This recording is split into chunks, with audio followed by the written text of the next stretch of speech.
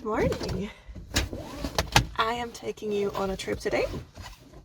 Sorry about the lighting, it's very poor. But yeah, let's go.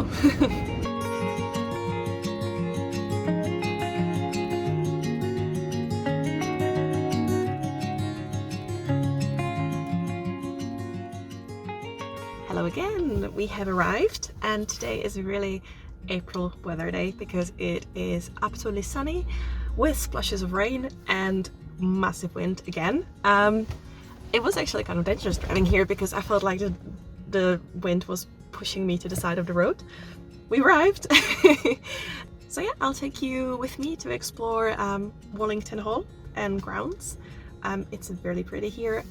Sadly it is still early spring, so there won't be as many greenery, but it's still nice. Enjoy!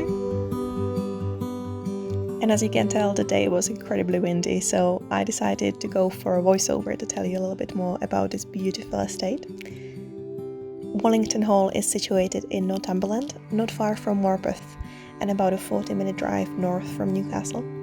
It is situated in a very rural landscape, so make sure to take a car because you won't be able to get here by bus. So within Wallington you've got the hall itself, but you've also got beautiful grounds to explore. There is a perimeter walk that goes all around the edge of the estate and follows the flow of River Wansbeck. You can cross it in multiple places as well. There's a couple of bridges and stepping stones. And then to the east of the estate you've also got woodland area with a couple of ponds and walks and lovely former gardens with greenhouses and beautiful terraces and little nooks with lots of flowers.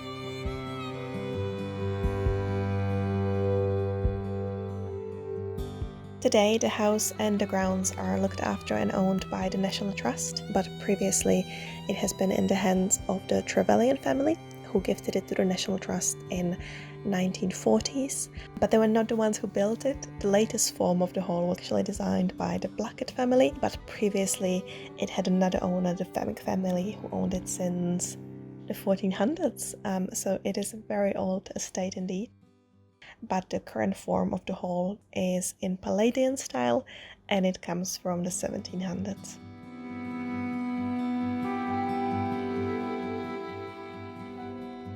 When the hall was purchased by the Trevelyan family, it was a very popular estate for cultural gatherings. Trevelyans were really interested in science and nature and art, and so the hall really manifests that. If you go inside and take a look around, you will see beautifully decorated interiors and fantastic central hall, which is actually a later addition, and it was designed by John Dobson, very famous architect in Newcastle, in 1850s.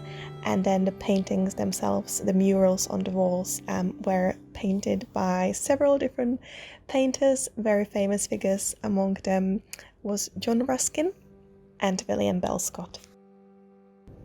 So that's the end of this trip. Now we're off back to Newcastle. Somehow I ended up being here around 4 or 5 hours actually. Quite a lot of time. We had like a nice wander around the forest, the parks, explored the house a little bit. I've been in a few times now, but it's always like nice to see it again because always something new to discover. Like today I actually had a look around all the paintings in the central hall, which I never really had much time to explore before. And they were all scenes of Northumbrian history. It was really nice. I think they were painted by John Ruskin. Something in that hall was painted by John Ruskin. I'll probably have to do a little search into what actually was, but yeah, it was great. And then we had a little wander in the rain as well. But yeah, now it's time to drive back home to Newcastle.